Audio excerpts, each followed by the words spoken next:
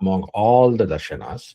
And looking at, if you understand the structure of reality and verbalization, that is satya, and then the conduct, which is dharma. And from that viewpoint, you do see how nyaya maps.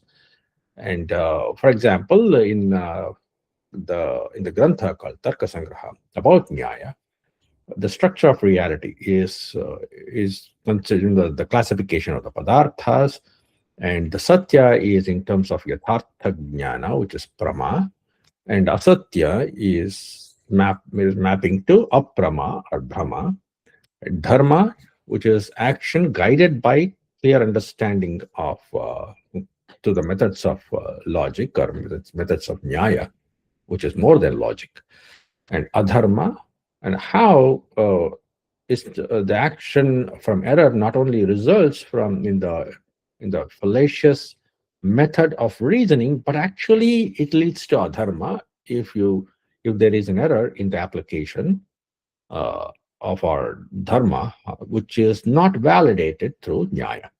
Right? And in this topic, we don't really, at least the Tarka Sangraha does not define dharma, because Dharma Shastras would cover that thing. But it does prepare the groundwork for Mimamsa, which is all about ritual and duty. Vedanta is all about the Moksha Shastras. And Raja Dharma, which is governance. And Nyaya is all about, if you don't know what is true, you cannot know what is right. That is what we covered. And so now we come to the topic of, or the key domains of Nyaya.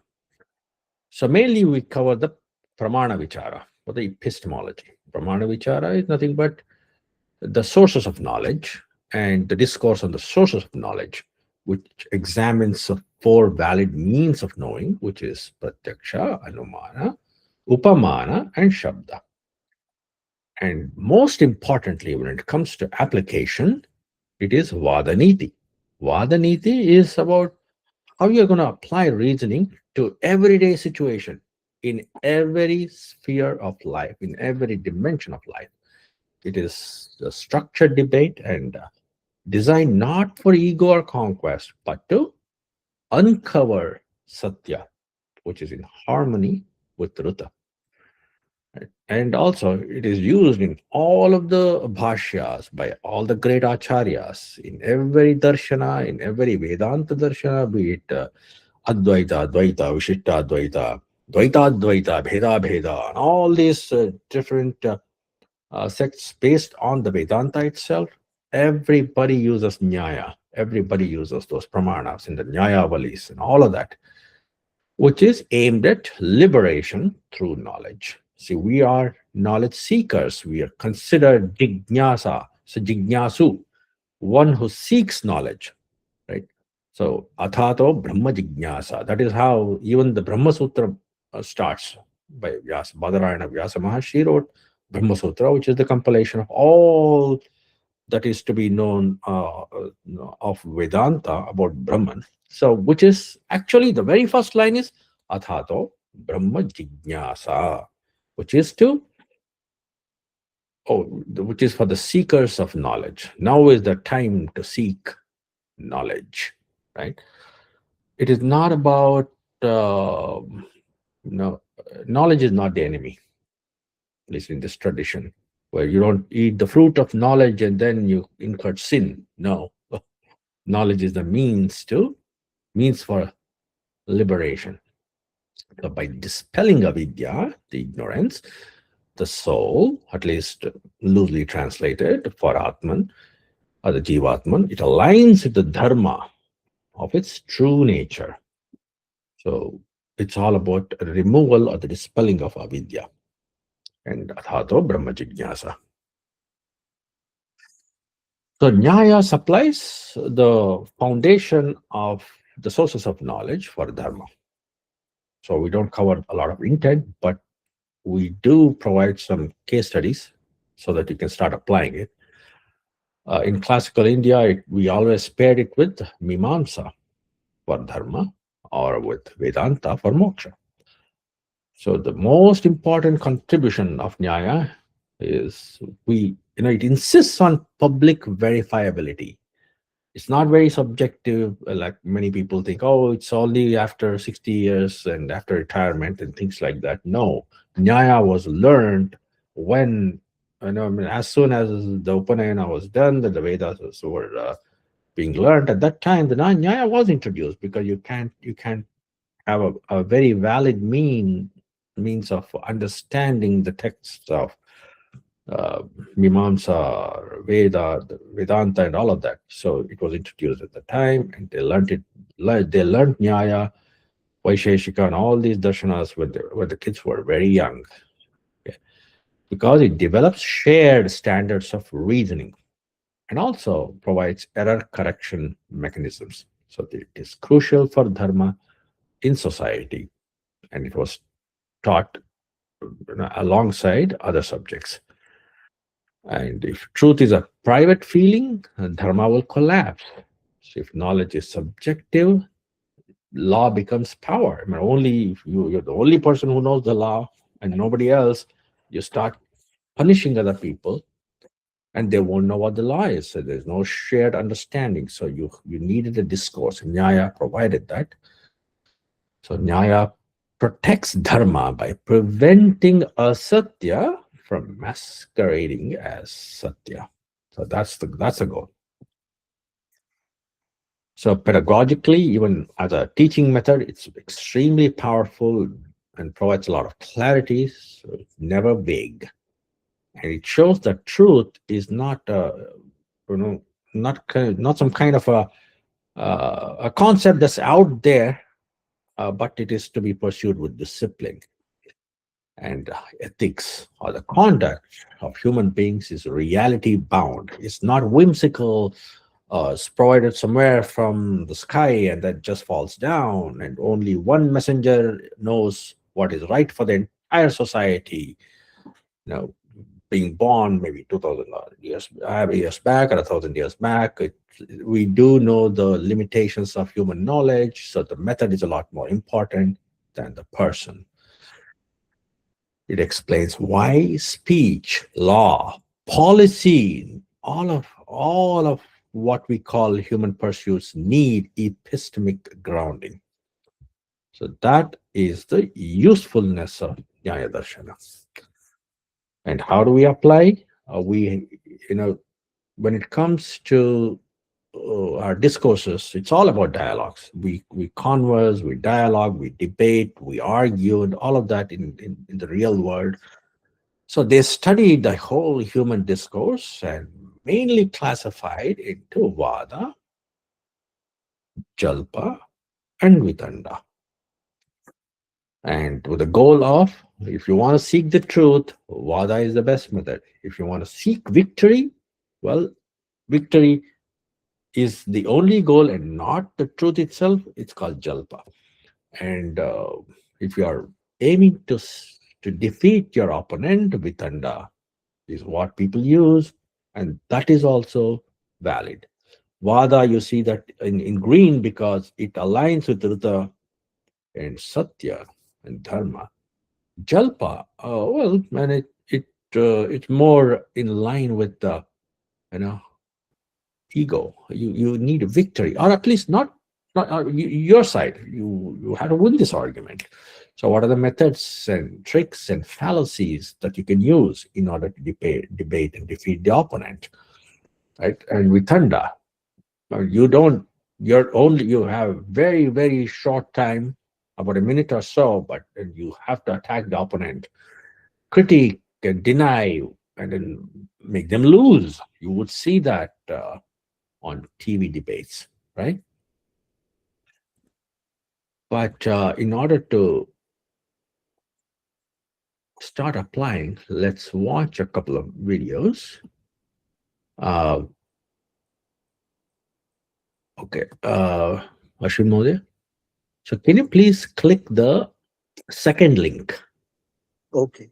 Yeah, that I provided.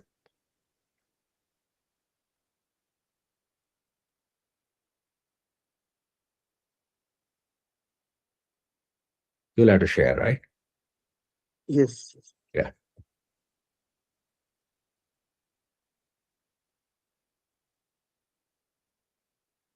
I'll stop sharing. Okay. Okay.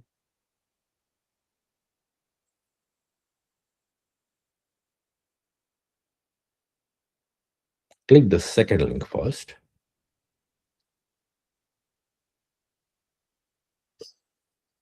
Yes, DC Modi. Gee, Prabhatam, quick question. You mentioned about the Upanayana, sort of Just by thinking about it. Meet Base 44, a complete AI. So around what Bad time? ideas never seem to die. Multiculturalism is one. Can you hear it? Yeah, I can hear that thing. And try the second link. Yeah, we can hear it. Yeah. Okay, you can hear that thing. All right. One of them. Yes, DC Modi. Yeah, Wait a please continue. second, I can hear you saying, It's okay. multiculturalism is a beautiful idea. The mayor of London, Sadiq Khan, would agree with you. He Can you never please- tires of saying that diversity is our greatest strength. In Australia, people from all sides of the political spectrum talk proudly of being the most successful multicultural society in the world. In Europe and the US, we are told to celebrate multiculturalism, or else be branded a xenophobe, a racist, or both. And what, after all, is the problem with a society made up of different people all coming together to pull in the same direction? The answer is nothing. But that's not what multiculturalism means. It's not at all about pulling in the same direction. Multiculturalism is about people coming to the West and forming their own communities with their own rules and practices. In the eyes of multiculturalists, e pluribus unum, out of many one, the great goal of America, and until now the great achievement of America, is just another form of colonialism. It imposes American and Western values on the non-Western immigrants who come here. Immigrants, therefore, need to cling to the cultures of the countries from which they came and stay separate. Instead of e pluribus unum, the multiculturalists advocate for e pluribus pluribus, out of many, many. It's true that we live in multi-ethnic societies, that is, societies that are home to people from different ethnic and religious backgrounds. And that can bring huge benefits. Talented immigrants come to the West to open businesses, pay taxes, and start families. The founder of NVIDIA is from Taiwan. The CEO of Microsoft is from India. Elon Musk is from South Africa. But multiculturalism is the exact opposite of this multi-ethnic merging, the e pluribus unum idea. It's about encouraging immigrants not to merge. American liberals have always looked to Sweden as the kind of society they want America to emulate. Crime-free with a generous welfare system, free healthcare, and free college education. But that Sweden was a cohesive society based on shared values, one language, and social solidarity. No longer. Today, the Swedish dream looks more like a Swedish nightmare. Over 2 million of Sweden's 10 million people are now foreign-born, more than double the number in 2000. This experiment has not gone well. Sweden now has the highest rate of gang killings in Europe. Several areas are officially classified as especially vulnerable, meaning areas where it is very difficult for the police to operate. The governor of the Bank of Sweden told the Financial Times the growing crime problem is so serious it risks damaging the country's long-term economic growth. The problem is not confined to Sweden. All over Europe, crime is up sharply. One of the primary reasons is multiculturalism. In Britain, hundreds of thousands of young women and girls have suffered horribly at the hands of so-called grooming gangs, groups of men from ethnic minority backgrounds who target vulnerable girls for sexual abuse. When this abuse is reported to the authorities, instead of bringing the perpetrators to justice, these crimes are covered up by social workers, police officers, and the local government officials who are afraid of being called racist. The only way multi-ethnic societies can work is if we all play by the same rules and live by the same basic moral values. People like me, who come from other places, must be encouraged to assimilate. Immigrants must learn the language, adapt to local customs, and become full citizens with both rights and responsibilities. The onus should be on the immigrant, not the host country. At my doctor's office in East London, I regularly encounter paperwork that's been translated into a dozen languages. That's not what assimilation looks like. When I first moved to England, my parents discovered that I had made friends with other Russian-speaking kids at my school. Well, they said, if that carries on, we'll have to find you a new school. You didn't come here to be a Russian in Britain, they explained. You came here to be British.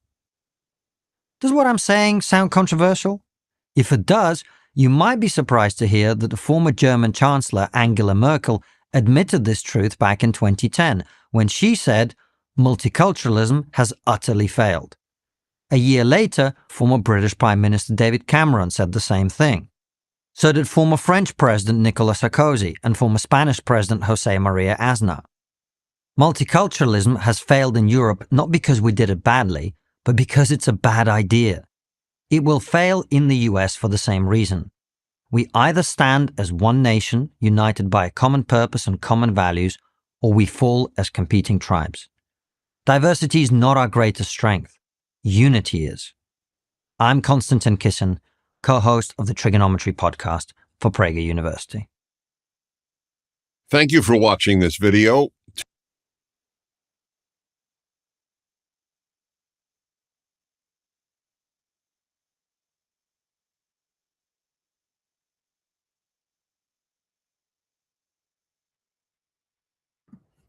DC Mode? Yeah, Yeah, go Namaste ji. This video kind of took me on the side because, ironically, I just watched his podcast on the other one, which is the Diary of the CEO. Mhm. That podcast, he just came up. So it kind of explains as to how that podcast went based on this video. Okay. So it's a perfect segue. But my prior question was actually with the Upanayana, Uh-huh. which you mentioned. That was the sort of the beginning of, like, official beginning of, like, discussing Nyaya and everything else Mhm. that comes along with it at a very, very early age, instead of waiting until like 50 or 60 before you kind of, oh, okay, I'm sort of ready to do what I'm supposed to do or learn, right? So around what time period did this actually fade away? Do we have any kind of stats or something? Are we still, as a society, either back home or globally? Where are we at? Do you know? Is that still in a Meaning, valid space? with respect to what? Like actual Upanayana, in terms of Oh, we still need it. following Yeah. the traditions and stuff. Yeah, my kids got it done at the age of 8. Yeah. So it's still in practice, but I think it's doing. I mean, it's slowly. People are not doing the Sandhya Vandanam. That's a different thing. But Right. people are doing Upanayanam, and then even if they are not doing it at the age of 8 or 11 and 13, they are doing it the time of marriage, just the Yeah. previous day. So they're still doing it, but it's in practice, but may not be. It's become a ritual, an empty ritual now. But so just Upanayanam as it's a formality, but Nyaya was always a topic, and secondly, so even when connected to that topic, and as soon as the Upanayana is done. Now, at the time of taking food in the during the daytime or in the evening, we do that ritam va satyena parishinchami. Ritam will be aligned with satyam. Okay, ritam va satyena parishinchami, and satyam va ratena parishinchami will happen during the nighttime food. You see that satya is important during the morning, because at that time you woke up and then you're ready for the food and all that, but you experience the rhythm and it's becoming satya. Okay, and that satya has to be aligned throughout the day. And then when we at the time of evening or the second meal, you're saying satyam va rutena parishinchami, right? No, rutam va satyena parishinchami. So now all the satyam is actually being merged into the rhythm. So it is verbally said. I found it fascinating because it's even embedded in our rituals too. Now that you listen to the video on multiculturalism, right? Do you have a comment? Because we're I going. do. Yeah, please. I do. So I could see the e pluribus unum, right? And then e pluribus plurum, pluribus, I guess, right? Um, it I think the gist of this video is basically multiculturalism isn't working, is what, in summary, that's what I understood. Mhm.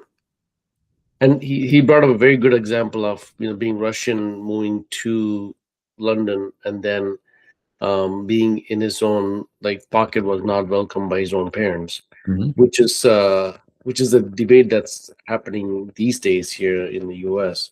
And they Mhm. want to blend in, and then hope for how much you could blend in and how much you could lose, or maybe deviate from your upbringing. Maybe it's a confused state, truly an ABCD, Yeah. from from that mindset. Yeah. um, so it's always been an ongoing debate, ever since I moved to the US. So um, it's an ongoing thing, but it's very important that these things are, bubbling up and being talked about. Well, it's a very, very great time that we are living in terms of like defining ourselves Yeah. and where you want to belong to. So it's great to have these discussions. So, but we need to make our mind as to how we want to operate at an individual and a family basis, at the family level, Yeah. and then have these discussions within the family. I think that's where it starts. Okay.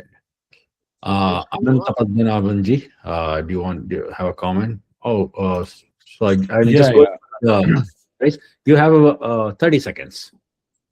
You got to move yeah. on. My comment was more on the assimilation part that the video that you showed, right? So I was looking to see our Hindu American community, or Bharatiya Hindus living in America. How much of that, they follow? Basically, looking at the same thing for our community.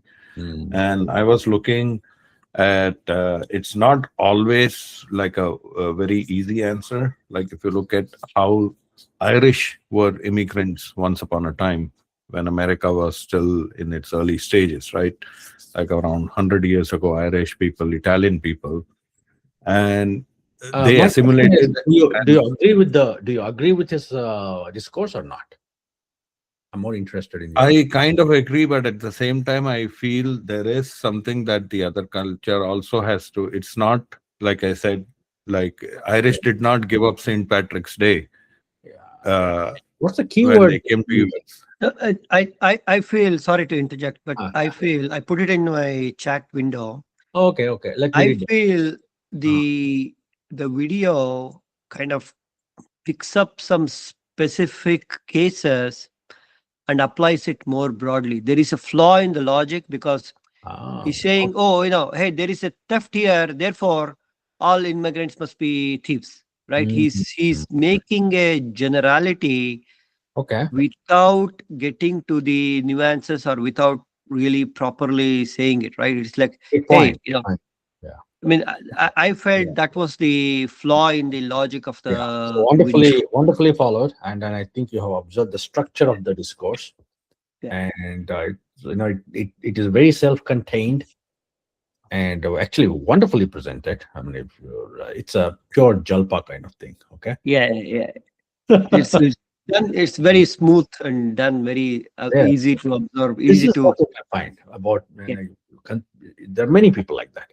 Okay, and the discourse style is very nice, very smooth. And he speaks elegantly, uh, presents his own points of view, but there are certain things which he deliberately doesn't consider. Like your example of there is a theft, therefore the whole group is responsible. That is where it is leaning towards. And the key word that he uses is assimilation. Assimilation. Assimilation. Basically, Yeah. you have to become like me. That Yes. your culture should follow my culture because I am the dominant one here. Okay, that's his point of view. Very well presented. Okay, anyone else?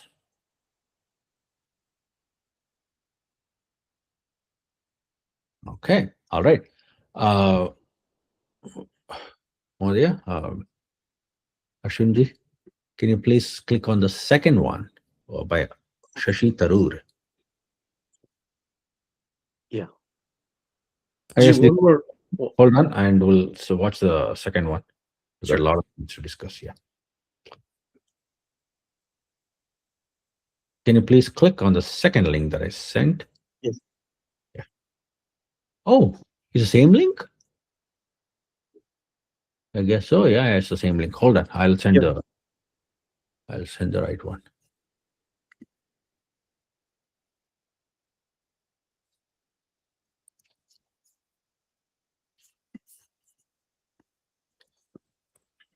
Yeah. It's ending with GSK. Okay.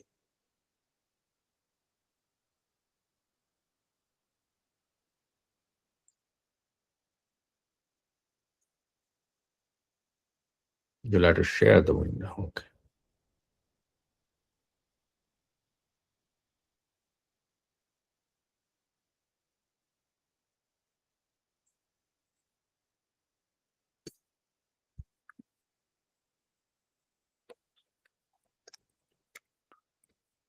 Forward TV. The world is thinking. Oh, it's the same thing Two again? examples really to talk about Yeah. how Can you I hear see the example of Indian pluralism. One goes back to before the 50th anniversary of India's independence, the 49th in fact, when our then Prime Minister, H.D. Devagowda, stood at the ramparts of Delhi's 16th century Red Fort and delivered his Independence Day address to the nation in Hindi, India's so-called national language. Well, 8 other prime ministers had done the same thing 48 times before him. But what was particularly interesting was that Devagowda, who many of you know is a southerner from the state of Karnataka, Ghanshyam state, stood and made this speech in a language of which he did not know a word. Tradition and politics required a speech in Hindi, so he gave one. But the words had been written out for him in his native Kannada script, in which, of course, they made no sense. Now, to me, this represents one of the best of the oddities that make India, India. Because probably nowhere else in the world could you find a country whose national language is not understood by its prime minister, or indeed by half its population. A country where precisely somebody whose mother tongue is so completely removed philologically, lexicologically from the national language is able to stand and address his people. And equally perversely, a country in which this particular solution was found.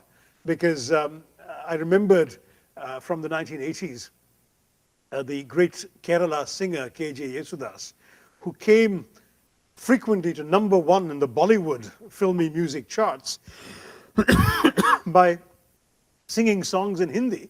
And I saw his songbook. All the lyrics had been written out for him in Malayalam for him to sing, because he couldn't read Hindi. But to see that solution elevated to the Prime Ministerial address on Independence Day was, for me, a startling affirmation of Indian pluralism. And I've argued, both in that book and in this one, that, of course, the central experience of India is that we are all minorities in India. I think Pramit and I can talk about that a little later. The second example that perhaps I've been guilty of overusing in recent years, but one worth mentioning again, was the extraordinary sight 3 years ago, at the end of the elections of 2004, in May of 2004, of a Roman Catholic political leader of Italian origin, Sonia Gandhi, making way for a Sikh, Manmohan Singh, to be sworn in as Prime Minister by a Muslim, President Abdul Kalam, in a country 81% Hindu. I mean, that is again something that is extraordinarily about what India is all about. And it's particularly, I think, resonating in this country, the world's most powerful and longest lasting democracy, which for 220 years hasn't managed to elect a president or a vice president who's anything other than white, male, and Christian. So perhaps there is something about the Indian experience that even this democracy can learn from. And that, I think, is the sort of Indianness that I have written about in this book. All right. So anyone wants to go? Ananta Padmanabhan. Yeah, it is a lot of Jalpa and Vitanda. Okay. That is like whatever points he's making at the surface level, they look right, but if at a deep one layer down, they are not right. Uh, like lexicologically, one language being different Mhm. from the other language. The both languages, what he's specifically So pointing, is yeah, not hold on to correct. that point. Yeah, hold on to that point. But let's go on the positive side. Both speakers, were they good speakers or bad speakers? Very good speakers, Excellent speakers, right? excellent presentations. So automatically the audience is This, viewed as confident, like, oh, if he's saying it must be correct. yes, That exactly. Yeah, presentation charm is there. Yeah. yeah.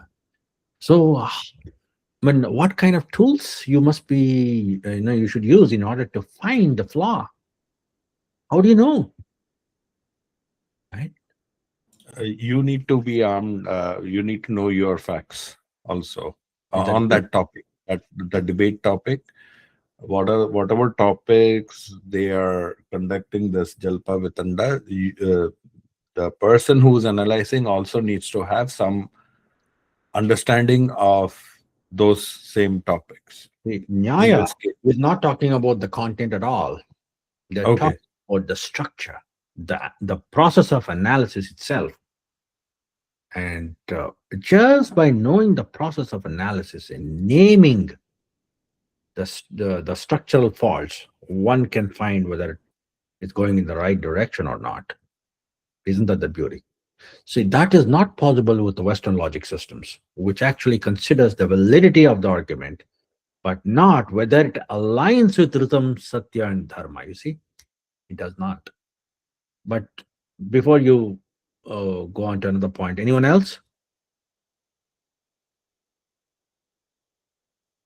Anyone that has a comment on Shashi Tharoor's discourse? Yes, DCG. Good to know that he spoke in New York about this. The fact of how U.S. election systems and like who gets nominated, how it was way back. I think it looks like it was 2007. Obviously things change after that slightly. So it's good to know that there was at least talk from an Indian sense, positive sense, like was brought in like. Being everybody's a minority, that was a good statement I heard in this speech. Like pretty much every state is a minority. Every state has like hundreds of minorities or thousands of minorities in each state in India, which is where we come from. So multiculturalism is ingrained in the DNA for us at least. So no better country as whatever you can define as a country these days is how we are brought up in the way of being different and still be one, right? So that is something that's really known. Let me pause. Pause and ask you a question. There, sorry. So, who do you like between the two? Which speaker did you like?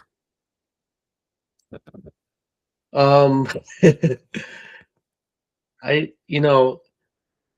in terms of delivery, it's this Shashi Tharoor guy is actually a little more softer than being more blunt, a pure Russian way, I would say. It's like very, very dry. The way of connecting to people, I think Shashi Tharoor is slightly more softer in terms of taking the message. That's how I see it. And which topic do you like? You like the topic, I mean, pro multiculturalism or against it? I mean, the pro is always better, Okay. Because you're recognizing everybody's individuality or individual feelingness, whatever it's called, right? All right. Thank you, DCG. I'm trying to probe Chandraji. I saw you. Oh, hold on. Yeah. Just a minute. I need to ask. There are other folks. Ajay Shastriji, Nisha Jhawar, Radhika Bhuma, Sri Pavani, and anyone else. Do you have a viewpoint on this? Look, I mean, I follow Craig and you as I follow their videos. I listen to Constantine before, at least before last year, right? I mean, I would listen to what he would say, and his arguments would be valid. The problem always has been that where the argument is used for. So he basically, I mean, it takes they take the argument that is made here to go to another extreme, right? You The see, app- did you observe that that speech was made in 2007? Yeah. Yeah, we made that speech in 2007 when multiculturalism was at the peak in India. It was always at the peak. Okay. And yes, go ahead, please. So to me, it's like being in this country for the period that I've seen both extremes. Like, and unfortunately, I feel that the West are always alternates between either an extreme of accepting every aspect of every little difference there is, or basically say everybody has to conform to this code, otherwise you're going to get banished from the country. Over Right? time moves, and then you have to conform to that thing. Whoever has dominant at that point. With respect, with respect to Shashi Tharoor's this thing, there is one argument that I think he's been making much more often nowadays, that he says the Indian experience, we've always think about multiculturalism as, having all the different foods being mixed together and eaten, but rather it's actually the experience is like a thali where you have different things at different parts, and then you enjoy the flavor of each thing. And that is what Indian multiculturalism is, and I think that's a very good great analogy. Yeah, we do have a type called analogical reasoning. Okay, and you will go through that too as well. Okay, Chandra and Ananta Padmanabhanji, don't remove your hands, but we'll come back. Okay, just we need to move forward with the discourse. But hold on, just wanted to.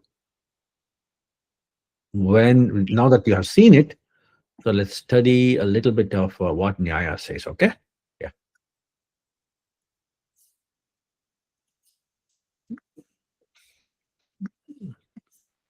Right, so let's go. So Nyaya, the rishis, whether it is starting from the Gautama all the way to Navya Nyaya and Annambhatta, all these great Nayayikas, the logicians, they all studied the structure of the debate, and so made classifications based on the goal of the debate. So it could be to seek the truth, it could be to seek victory, or it could be to seek the defeat of the opponent. And so they called the truth-seeking dialogue as Vada. Right? The goal is to discover Satya. And the method used were the discourse of logic and the pramanas. Right? And when it comes to comparative debate, which is also a valid form of debate, and many times you are going to be rewarded whether you're doing the jalpa or the vitanda. Okay, and there's a very high reward for vitanda, as we know. And during the jalpa, the goal is to win this argument. You got to go there to win, not to get defeated, right? And how to use the methods, the tricks, and the fallacies. How do you know someone is has employed the method of jalpa? And what to do when you have a very destructive debate, because vitanda is highly rewarded. Okay, and you would see that in the most in the elite discourse that happens even among the very, very, very top leaders of nations, right? And the goal is to attack the opponent and defeat them. And the method is criticism and denial at the very, very basic levels. And all of these are valid. And which one do you think is actually dharmic, but not Satya?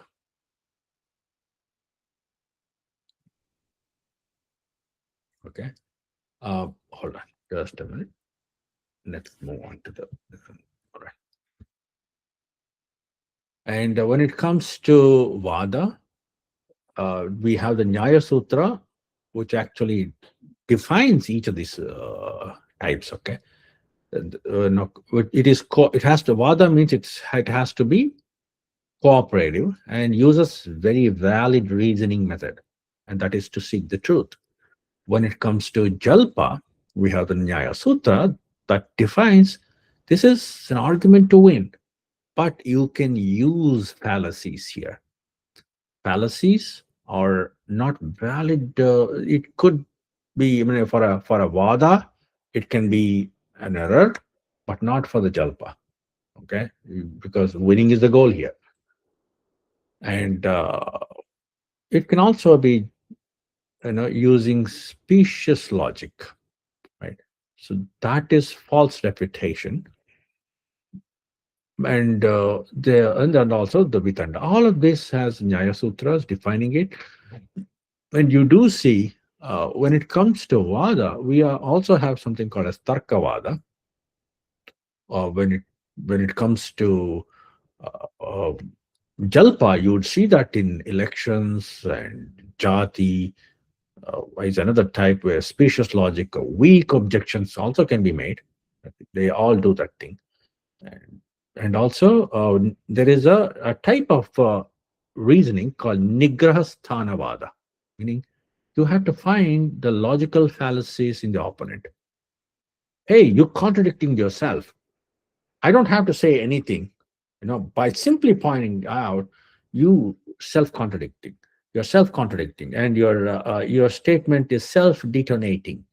Right? It's called vadato vyaghata, and those kinds of debates also can be seen. And the moment people find out the Nigrahasthana, they don't have to really establish their own position, but simply by pointing to a contradiction in your own argument or discourse, they actually win. So that is also a type of debate, which is actually not, it, it's, it doesn't have to be dharmic, because the point is to win, right? And many times the Satya and the Rita are not followed, but they just win. That happens all the time. But you should be in a position to identify that type. Okay. So examples. So when it comes to Vada, the key feature there is it's got to be very dignified, respectful, and pramana based. So that you got to see. You can, if it is not pramana based, right, you can come to the judgment or the conclusion that this is not the vada that is going on. Nobody is interested in truth-seeking dialogue here. For example, it could be a panel of debating climate change based on data and logic, right? That's currently, are we in that position? No. But if someone is discussing based on data, based on facts, based on valid means of reasoning, yes, it is still vada. When it comes to disputational debate, or what we call jalpa, you can use fallacies. There could be even personal attacks. Right? For example, a heated political debate on live TV with interruptions and rhetorical tricks. And that is all you see now, right? Vitanda, it's called verbal wrangling or cynical debate. You have to refute the opponent. I don't have to offer any counter view, but just keep attacking until you win, right? The YouTube debunking videos or with no alternative theory offered, right? So they're Vitanda. They're considered Vitanda. Many times in our own social circles, or probably when we were being raised by the elders, they would simply say, Vitanda, don't do Vitanda, even if they did not understand what the kid is saying. They would just scold you for engaging in Vitandavada. There is another type called chala, which is just minor quibbling. And so it's all about misleading the other with trickery, verbal trickery. And so, for example, let's say, oh, the swords are moving. You know the intent, but he used the swords are moving. So you find that opponent was using in his statement, oh, how can swords move? Swords cannot move. They're not humans. Come on. So you sort of insult and stretch the meaning of basically the soldiers are moving with the swords, or they are rushing with swords. That is the intended meaning, and this opponent knows it, but still exploits the ambiguity in opponent's words. And for example, a lawyer twisting a witness's statement in the court using the verbal trickery or the wordplay. And another type called the specious sophistry or the jati. It's a type, it's a category in debating style, according to Nyaya. It's all about obscuring truth through traps of logic. You could give false analogies, mislead them, confuse them, and raise irrelevant objections. Oh, so I am a big believer of, let's say, ghosts, and I make money and all of that. All right, and then I give predictions about ghosts attacking people and occupying host bodies, and no, I don't agree that there's something called a schizophrenia, but I can actually take money from you and then say that it's all about ghost play, and establish that ghost is the one which actually doing all these kinds of mental trickery on this person. I could say, how you believe in invisible atoms, but not in ghosts? You see, you understand both through effects, right? So that looks like a valid reasoning, but it is a type called jati. Yeah. And pointing out defeats, and that is when some discourses are extremely good at this thing.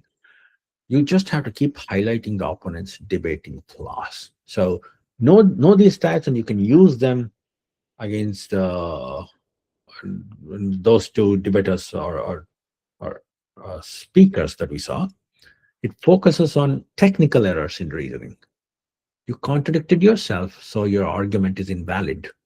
Right? That's one of the types of nigraha, sthanavada. And tarkavada, it uses reasoning to test possibilities. And you can use what-if logic, hypothetical reasoning. Right? Philosophical thought experiments are made like this. The tarkavada, as long as you come up with good examples and what if and what not, what if this goes this way, this goes this way, and through imagination and hypothetical reasoning, you can have a very valid debate. A scripture-based argument, a shastra-based argument, that is what most of darshanakaras did, and that was pretty ancient. Nowadays, you don't see that. But they justified their position using the Vedas, the Vedantas, and Pramanas, through the chain of Pramanas, using the Shruti or the Smriti, which is Shruti is the Vedas, and the Smriti, the Puranas, and all of that as Pramanas, so that the Vedantins would be citing the Upanishads to support the unity of Atman and the Brahman, which was also negated and opposed by other sects, using the same texts. And analogy-based argument. So this is called drishtantavada. So where examples of similarity can be used, and you can reason through the analogies. For example, just as a fire causes smoke, desire leads to suffering, which is very, very commonly held Buddhist logic or Buddhist analogy. In Dharmakirti's Nyaya Shiromani and those kind of Buddhist logic or whatever. So, but the most important thing to see here is, are they aligning with Ruta, Satya, and Dharma? So which type? A truth-oriented debate, which is the Vada, it has subtypes. Those subtypes are Tarkavada, Shastravada, and Drishtantavada. The analogical reasoning, the scripture-based reasoning, and the Tarkavada, which is hypothetical reasoning. And you see that they all follow Ruta and they all follow Satya, but the Tarkavada is mostly indirectly, because hypothetical reasoning is not direct. You don't have a direct evidence, and but you indirectly establish the Satya. So that is also following Satya and Dharma.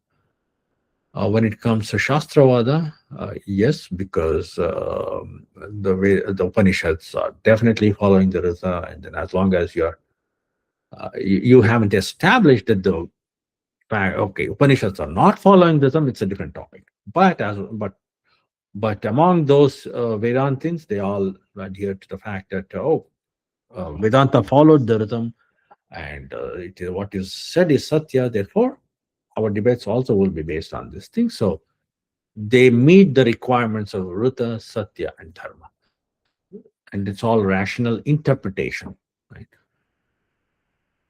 Drishtantavada, because analogy actually depends on what is known, and what you know is based on your five senses and also anumana, the reasoning.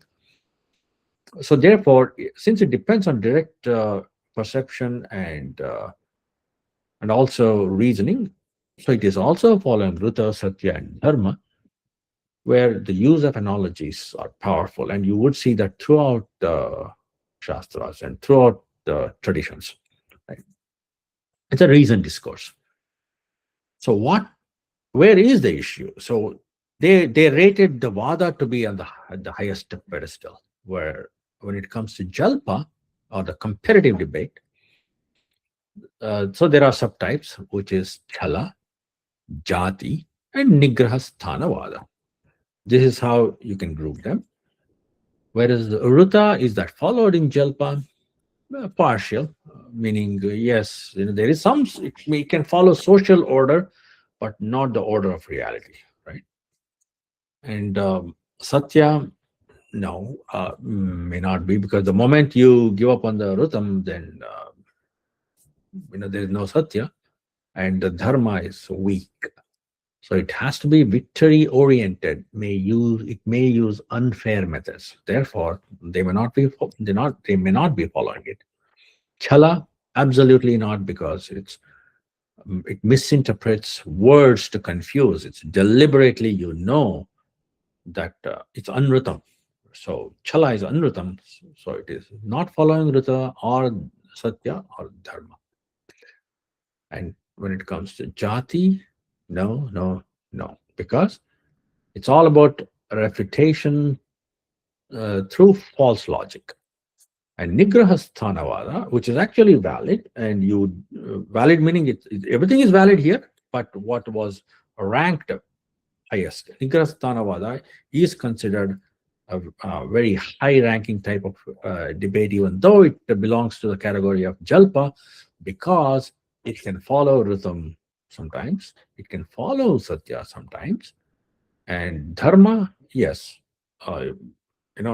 You may not know Rita and the Satyam, but as long as you keep your structure of the logic and you have the knowledge of how the reasoning flows, and then you're able to find what are the Nigrasthana points or the defeat positions, you're technically good. You understand the structure of discourse and the types of nyaya and the types of the logic that is used. So therefore, you're technically sound. You can find faults technically, so that you can protect the debate ethics if applied justly. So it is dharmic, even though you may be defaulting sometimes on Rita or Satya. So Vitanda, we seek to destroy. We agree. So we don't have to be following Rita, Satya, or Dharma. It is used. Now you see, what is Kali Yuga? But do you see anything with respect to Jalpa or Davada? When it comes to TV debates, it's all Vitanda, right? So it's not considered dharmic, because it seeks to destroy the opponent's view, and no thesis and no counter are offered. Okay.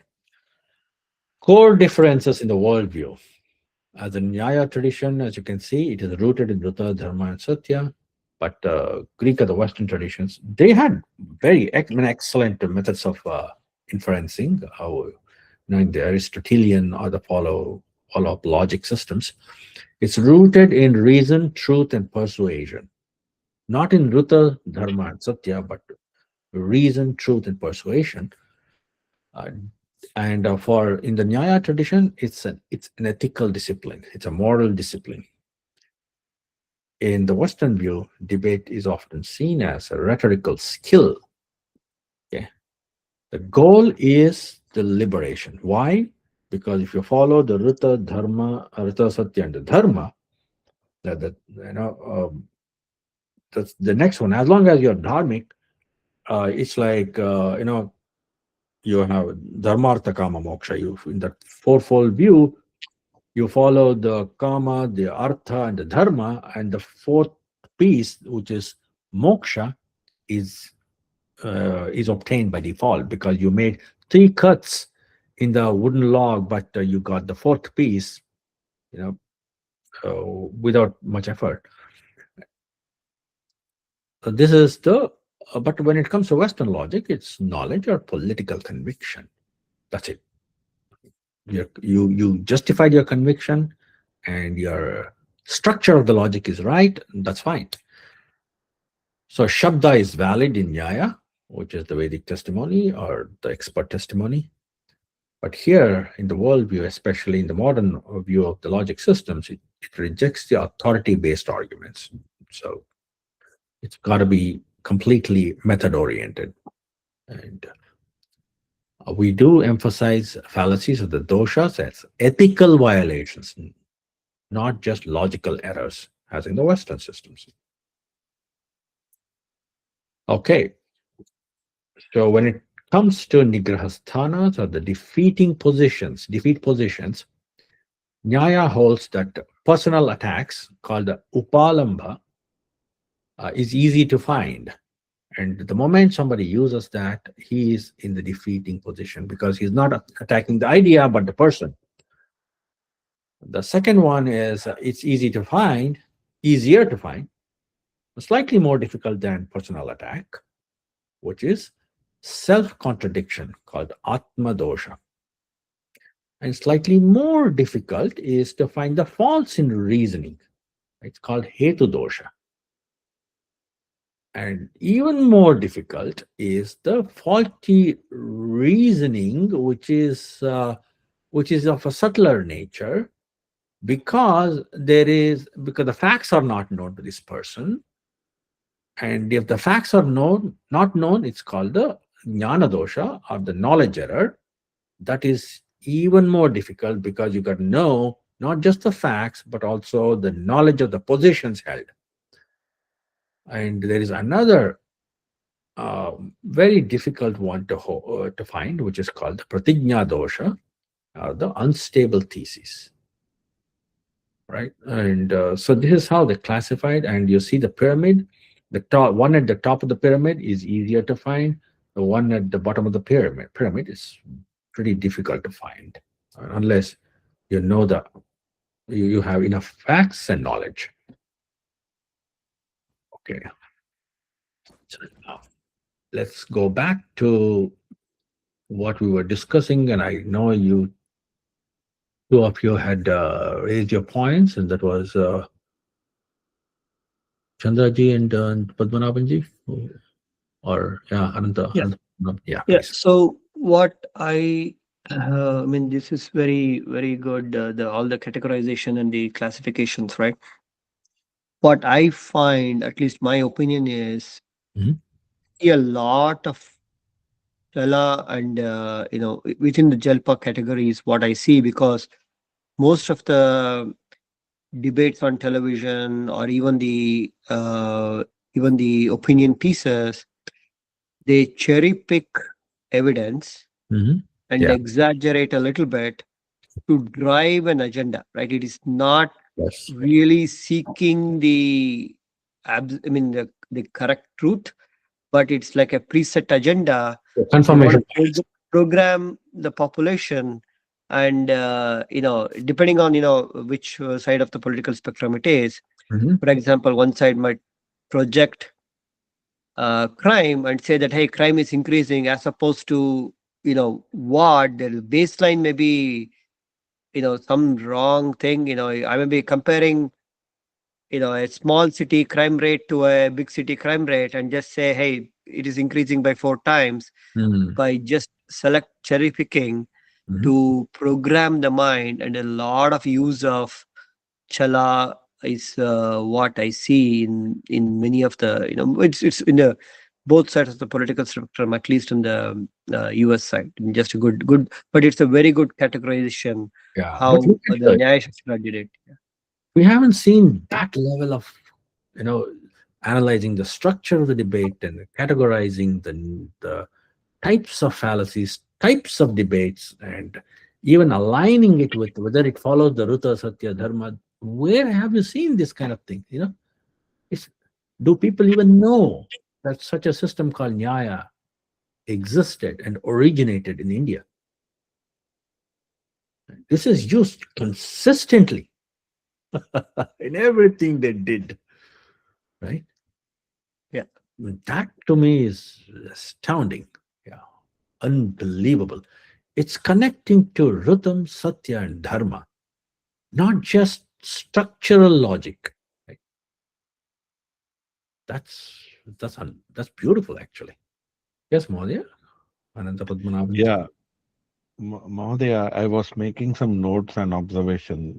One is left over from the previous slide that you had mentioned, right? Oh. So one example that I have found in personally that in my observations is, so like how basically there was, I forget which word it is. It is ja, uh, jalpa, or one of the where the truth is kind of twisted. So it is, yeah, that Constantine video, right? So a Mm. similar thing when applied to, say, upper middle class Indian people in India is, we don't send children to, say, St. Xavier's and St. Columbus kind of English medium schools Mhm. to become converts or learn many of the other things. The primary goal is we send them to learn English for Mhm. job opportunities. They will speak like Shashi Tharoor and all that. Yeah. Everything else we are willing to overlook, but that is not the primary thing. So same way in what was that, Yeah. multiculturalism, it is not that the main reason why the people move from one country to another is they want their culture to be adapted by the destination country. They're Mm. coming for a lot of other things, and this is one thing that also kind of comes along with them. So you cannot say that is the main reason why they are coming. So that is, I look at it from that lens. Mm. Now this one where the Vada, you talked about Shastra Vada and all that. So I feel we should apply Shastra Vada, and we should quickly know what kind of argument it is happening. Yeah, but the So other Shastra side should Vada, be ready, right? You have to qualify the other side, whether they are. correct, correct. But there are very easy, well, like for example, if it is about Sankhya and Vedanta, we Mm. can employ Shastravada. Yes, But if correct. it is interfaith debate, or we cannot employ, you should know that. Don't expect. So it is Don't actually a fallacy on your part that you are expecting truthfulness, honesty, rhythm, dharma, adherence, say in see. an interfaith I'll debate. also tell you, you're very naive if you don't even know what is Jalpa and the Vitanda, which everybody else is employing, but you have no idea. Correct. Yeah, it is the same like when the Mahabharata war, Mm. Kauravas and Pandavas agreed to some rules of war, like as Bhishma. I don't remember. Like after night there won't be any war. Yeah. Like Bhima will not attack like a foot soldier type of person. Those kind of things. But you cannot employ those rules against the invading, say, medieval invading, right? So that is a lesson to be learned. So if you Very good. expect them to follow those rules, it will be Okay. counterproductive. I just want to give who else is yet to speak? DCG? Yeah. Yeah, real quick. I love the triangle or the pyramid. Mm. So couple of things, like Yeah, one, because I was thinking how to, because there are like 22 and correct. so many types, and I was thinking what is the right way to Yeah, organize. yeah, it's a very well structured, pyramid. It's amazing that you were able to get all these things into one big triangle. It's a big deal. I want to really thank you for that. Not only that, I mean, everything else is great. But my point I was trying to make is that Vada, if the other party is not showing up Mhm. in a open setting, that's a huge flag for me. I've seen that. Mhm. And then they go like the other party usually goes around and talks around about issues. The campaigning outside the deal, outside the setting, or not having direct communication. Like not having a dialogue is a huge red flag, despite of trying to engage in an open dialogue. Yeah. So that's always been that case. So talking around is a huge. So two things, right? One is not showing up. Number two is talking around the, beating around the bushes Mhm. with other people and trying to get their sort of like supporters or somebody who can they have conversation with, and then creating that false information campaign around. The other observation on the triangle is that as you go down Mhm. the bottom, you Yeah. see the ones that are more fundamental with the lack of knowledge is you can go up to that green layer, Correct. but Correct. Yeah. the unstable theses, and this is where I was able to relate this to the school system these days. Don't they categorize and label all these kids in certain disorders, right? So I'm thinking from psychological perspective of how you miscode or mislabel something to a disease or something like this dysfunction Yeah. of the thing. So I'm trying to align that, and then it becomes even more complex Yes. because Yeah. you're going down the wrong path and you have medications involved. You Yes. believe that you're done, and Yeah. then you have all these suicides and everything else come up. Mhm. I'm just trying to say how the parents and kids cannot have a decent conversation because they already been labeled as such by Yes. somebody else, like a third party. That's Yes. the worst situation that can happen.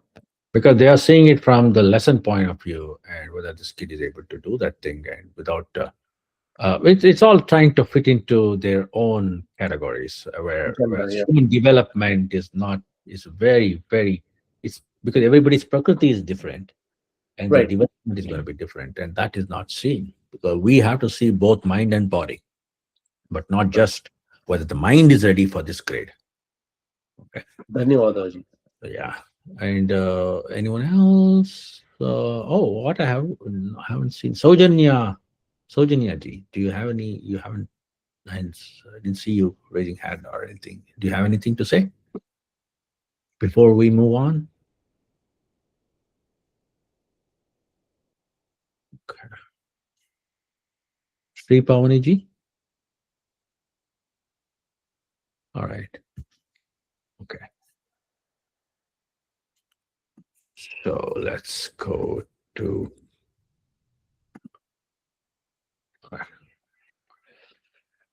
So, how do we detect logical fallacy? Right. First thing is, look whether they have this. They're keeping the same claim. If they do, see if it results. So it's like a flow chart, and the flow chart says there could be some faults, but you got the first thing that you have to see is if the claim being repeated, or they forget the claim or change the claim. It's like moving the goalpost, right? And if so, is it happening because of jnana dosha or the cognitive errors? Example is, they don't know if they spoke the if they held they many times they don't understand the claim that they made. Okay, so that's a jnana dosha. And do they give a valid reason? Yes. If so, look for, is the language twisted? If they do not give a valid reason, what are the faults in the reasoning? So that is called the hetu dosha, right? And if the claim that they made, if they are not keeping it, that's because that is called the pratignya dosha, or dropping the claim. Right? Pratignya hani means dropping the claim. Or pratignya antaram, if they change the claim, what they made. They keep on changing the claim, and that is called a pratigna antar. So, there can be pratigna doshas, which are quite so many of them. But the most that you would see is at the most number of times either they drop the claim or change the claim. And when it comes to jnana doshas, self-contradiction is very common, and claiming the unknowable, ananubhava abhidanam. It's a long word. Anubhava is experiential. Ananubhava, it's against experience, not experience. So they just claim the unknowable, right? And I'll give you examples on the thing that, as you can see, you can actually map it to a flow chart and start detecting the logical fallacies. So this is somewhat more refined matrix, where you on the rows you see that what actually fails in the debate, and the columns are the types of failure, and each cell is the nigrahasthana and the model and the example. So when it comes to what is the nigrahasthana, right? What is the problem with the claim itself? Observe the claims that are being made in any debate. So pratignahani, is the claim being withdrawn? Oh, I never said taxes should be lower, right? So they made all the claims, and suddenly they said, okay, I never said taxes should be lowered. And they keep changing the claim. They would have said taxes should be lowered so that they have to improve the economy and more money should be in the pockets of people, but that won't happen. Because lowering the taxes, suddenly a lot of jobs of the government employees will go away, right? You can't pay the salaries. So that is when you would see that, the claim is withdrawn. And pratigna antaram, claim changes. I do support free speech, but after a few lines, it'd be like only some speech. So it's never absolute. It's always either with the reasonable restrictions or unreasonable restrictions, but only some speech. So that is called the pratigna antara, claim changes. This is somewhat difficult to find, okay? And pratigna virodha, self-contradiction. Social media is very harmful, but it is essential. If it is so harmful, why is it essential? Right? And if it is essential, how can you make an absolute statement that it is harmful? And when the reasoning, how can reasoning go wrong? So hetu is the reasoning and the dosha is the error. Problem with the reasoning, called the hetva. First one is hetva abhasa. Hetu abhasa, false reasoning. It looks like valid reason, but it's false. This example is, this policy is good because it is trending. Just because he or she uses the word because, you think that they are reasoning. But you see that the policy is good because it is trending. The policy is good because it's popular. The policy is good because the majority of them voted for it overwhelmingly. All these are not. They're called hetva abhasas, false reasoning. Policy has to be good, not for any of popularity reasons, but it's got to follow the methods of nyaya, the methods of logic and facts. And of course, ethically too. Ananubhavitvam, ananubandhitvam. So irrelevant reason. He's honest because he's dresses simply. And he's so honest because I've never seen him wearing anything more than khadi. This guy, I can't believe him. He wears suit or a flashy clothing. He's all dressed up in flashy clothing, and you just can't trust this person. I doubt if he's honest. So these are the kind of things that people make, right? Or, oh, he's so flashy. He must be very rich. And he's wearing this beautiful suit, and he must be very rich. And this car is so shiny, so upscale. He must be a millionaire. So these are all irrelevant reasons.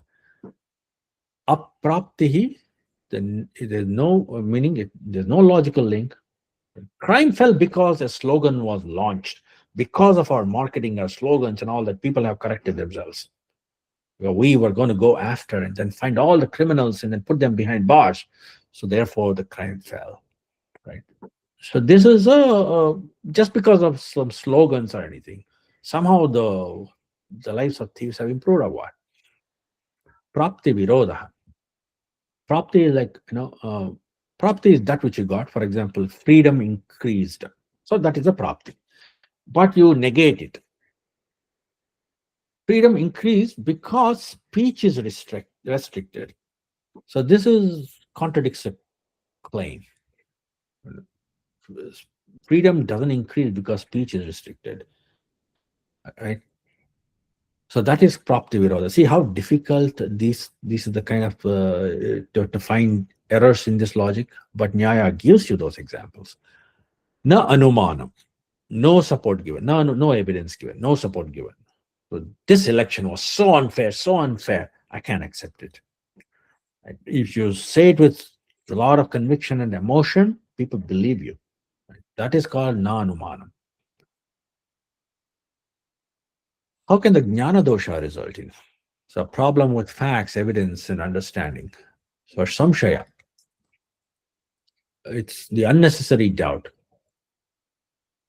I mean, is voting really important? Why should I even participate? Right? Suddenly you ask a question where it's so skeptical that you're skeptical about everything. I mean, you are in a country which is where you are selecting the personnel with the method of democracy. You are in a country where the personnel that you selected must follow the constitution and the law and all of that. The whole process is known. But suddenly the person would ask, is voting really important? That this skeptical mentality. And that is considered a jnana dosha. Right? And vyaghatha is the contradiction. Vadato vyaghatha was, the self-detonating statements are also considered here as a jnana dosha. So, for example, social media is useless. Making a social media post or writing a great treatise called Critique of Pure Reason while using reason. So why did you even write? That is Immanuel Kant's work, one of the most philosophically highly acclaimed self-contradicting titles. Right, the Critique of Pure Reason. All he does is he wants to establish that the reason doesn't work, right? But he uses reason. So that's self-contradicting. You can do that thing, but it is self-contradiction and it should be considered a jnana dosha. Ananubhava abhidhanam, claiming the unknowable. I know what all voters want. I know what the citizens want. Just because either you're elected or you're somewhat in a position to know, in a government position, probably you're a bureaucrat or a collector or whatever. So then maybe a judge too. So claiming to know what everybody wants, right? And pramana samanyam is like, research says this, experts say this, Harvard research says this, and you would find that thing in all of the journals. It's all vague source, and it is considered a jnana dosha. Pramana virodha is all about denying facts. Where is unemployment? I mean, I don't see them, and I look at our neighbors, look at our restaurants, they're all filled up, and look at our offices, they are filled up, and you don't get anything for renting, so therefore unemployment doesn't exist. Tarka viroda, it's against the logic itself. This, I do see the effect, but it has no cause. It is causeless. Right? But the very word of Vyavahara is Karana Karya. Sambandha should exist. Cause and effect should exist. And you can't be talking about effect without referring to the cause. If you do so, you have divorced it in your mind, but the reality is not so. So what are the self-defeating conducts? It's called Atma Dosha, and it is Nigrahasthana Sambhava. He admits defeat, for example. Yes, I did contradict myself. At that point, you got to stop debating. The moment that person reaches this, and consider that person is defeated. Swapaksha dushanam. Oh, I did not agree that my policy would work in all the cases, but the claim was that it worked in many cases, or most of the cases, and all that. But somehow he or she starts attacking one's own view, right? Ubhayato dushanam, and that's a very nihilistic viewpoint. Attacks both sides. All parties are corrupt anyways. So who are we talking about? So that's also pretty common, and that is considered atma dosha. And the vak dosha is in the speech you do see. It's called atikala vachanam. In the 90s, things were so much better. It has nothing to do with the present day condition. It's just a reminiscing and then being nostalgic and then just changing the topic.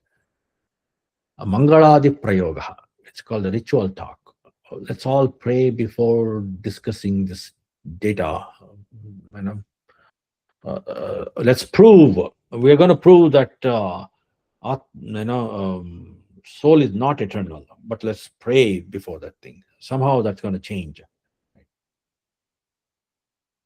And chala is about twisting the words. So that is what Anantapadmanabhanji was pointing to. By right, you mean legally or morally? Right. So it's a valid question in certain contexts, but when you are talking about when you are in a legal situation, you are thinking whether it is morally right or legally right, or if you're in a moral situation, you're not going to be punished or anything. There's no law about it, but you twist the words. And upalamba is personal attack, which we call in English by the Latin term called ad hominem. Ad is adhi, hominem is towards the man. So you're too young to talk politics. You don't understand it. That's a type of very subtle attack where the person is dismissed. And there's another type called jati dosha, or just verbal sophistry, and pointing to misleading objection. If laws work, why does crime even exist? It looks beautiful. It's very hard to find it. You sound very philosophical. But if laws exist, why does crime exist? It doesn't take many things into account. By simply, with these kind of rhetorical questions, you dismiss the whole idea. And that happens all the time. This point. Do you have any comments now that you remember? It's 8:30 already. So do you have any comments on what you observed when it comes to the debates that we saw, the discourses that we saw? Before we move on to another topic next week about comparison with the Western logic systems, and that will have a case study. Yes, Ajayji. This is probably a request, and probably might have this already planned. Is it possible to show some of these features like in an actual video or an actual debate? Because I think when you're observing two people talk and two people present their points of view and see some of these logical fallacies in their arguments, I think it's easier to visualize. I do like your examples a lot, but if you actually are able to see it in a flow. The reason is I want you to observe this thing in the debate that's happening in the videos. Okay. So the thing is, the format of this class is examples first, which is case study, then the principles, and then again applying the principles learned on the case studies. Okay, understood. Thank you. So that's the format: example, principles, examples, and application of principles on those examples. So just to strike, that is a great example for us to do, like homework. Analyze some of your favorite debates and favorite topics that we deeply care about, and keep this as a reference and deconstructed using Yes. our framework. Yeah, because these are all vast topics. I'm trying to compress Nyaya Darshana in 3 classes, Dharma Shastras in 4 classes, Sankhya in 4 classes. I mean, these are darshanas. People took lifetimes. We got to compress into the class formats. So I think the most optimal format that I saw is get an example first, and then examples, principles, and then start applying the principles on the examples. That will have a refined application, but over time, the more users that you find, then you get better. First thing is naming the types of debates and naming the errors in the logic, right? All right. So yeah. One quick request: if you can embed the links within the slides, when we go back and review, we Oh, won't lose those links. Oh, That would be great if you could. yeah, I think it is in the very first slide in the bottom. Okay. Okay. Perfect. Awesome. Thank you. Very first slide. Yeah. Mahodaya, any books you may recommend that are, if you want to have a little bit deeper Annam Bhatta. reading? Yeah, Annam Bhatta's Tarka Sangraha and Nyaya Sutras. That they are original sources, and there are many commentaries that are available on archive.org with the V.N. Jha. V.N. Jha has made beautiful translations. And of course, there are some UT Austin textbooks too. And they have written very well. And of course, when I have Aristotle's Organon and his syllogism and all of that, there are beautiful examples and types of logic, types of fallacies. And that actually, when I saw Nyaya, and I saw Nyaya is a lot more broader in scope.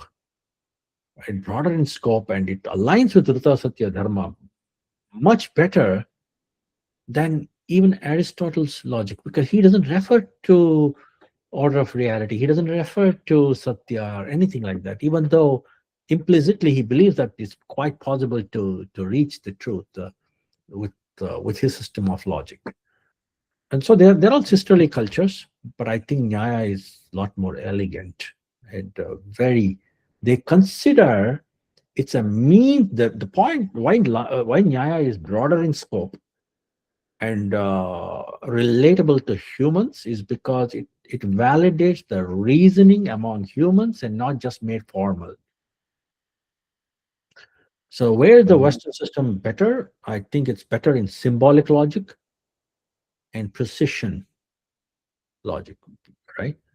And where is Nyaya better? Nyaya did not have the viewpoint of using it in machines. Okay, so it was more practical, and they saw everything as applied science.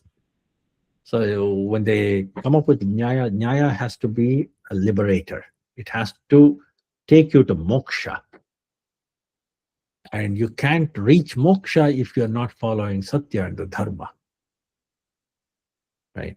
So this was Beautifully said, G. I think the symbolism and the method of delivery and precision, it's very clearly articulated because it's focused on the delivery system and the so-called logic of explaining and then getting the marketing done. Yes. Than the actual essence of the true of ourself.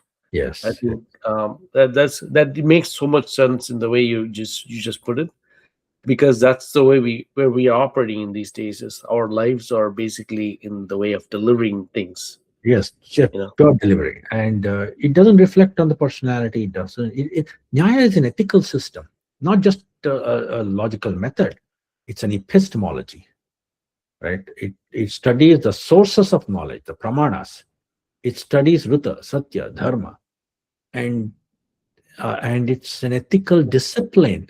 If your logical fallacies are not logic errors, the fallacies or the nigraha sthanas will reflect on the discipline of the debater and the ethics of the debater. It's a moral discipline. So that's why if you in the ancient systems, when they had the Vada, if the other person is defeated in the Vada, he would become the disciple. Right? That's why Vada was not easy. It was not easy. You have to be a master, right? A highly ethical person, right? Highly disciplined person. It's not just Mother, yeah. do you know of any courses, books you shared? Any like a course that only tackles Nyaya, Vaishya, any of the Shad Darshanas that we can do at self-paced, like online? Oh, yeah. So I relied on V.N. Jha's book. I relied on the Tarkasangraha first. First thing that I read was Tarkasangraha. And Annam Bhattacharya, because it's not just sutras, but it's a commentary. Yeah. And I'm using the Ramakrishna publication. It's a small book. Oh, okay. Yeah, I think you got to start somewhere. Don't pick up a very, very complex text, with lots and lots of philosophical terms and things like that. They're not going to understand it. So first, understand the structure of the subject. And also, most of the books do not tell you how they align with Rita, Satya, and Dharma. Only in this course, I'm telling you.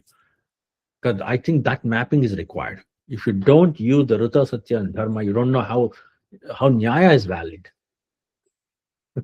Yeah. Right. So that viewpoint is very much required for all the darshanas, I think. You have to keep showing to people that it is aligning with Rita, Satya, and Dharma. And Mahodaya, in these yeah, definitions that we talked about, right? Classifications of various ways of debate and argument and finding the. So, what if you mentioned something about changing the goalpost? But what if I change the topic itself? Like, is there any word to describe that? Like, for example, if I say like a certain disease has 5 strains, right? And any of these 5 strains, I will call it this disease name. And just to say, make my medicine look more effective, it is effective against 3 out of 5 strains. So I will remove those 2 strains and call it as a new disease. So that I can say my medicine is working 100% for this disease, right? But when you look at the medical histories, 1960, that disease may be classified as 5 strains, but in 2020, only 3 of those 5 strains are considered valid with that name of that disease. So that pratignya antaram happens, and pratignya vigrahasthana in that context, but we don't hold it against the person. Like, it's an error, and pratignya antaram happens, but you should go through the error correction mechanism to refine your pratignya. Right? You can correct your claims, but when you're entering a debate, you have to acknowledge that pratignya antaram happened. You change the claim positions, and it is considered a nigrahasthana. So, but if you are very honest, your conscience will tell you how you're playing. Instead of saying, I didn't say it at all. So that's an interesting position that keeps happening all the time. Namaste. Yes. So I think very insightful session class today, Srini Mohoday, and very insightful questions from and a very active participant today. Thank you, everybody. Let us conclude with the Shanti Mantra. Om Sarve Bhavantu Sukhinah, Sarve Santu Niramayaha, Sarve Bhadrani Pashyantu, Ma Kaschid Dukkha Bhag Bhave. Om Shanti Shanti Shanti. See you next time. Yeah, Mahodaya, and please watch those links. And I'll send the links to WhatsApp too. So watch it again.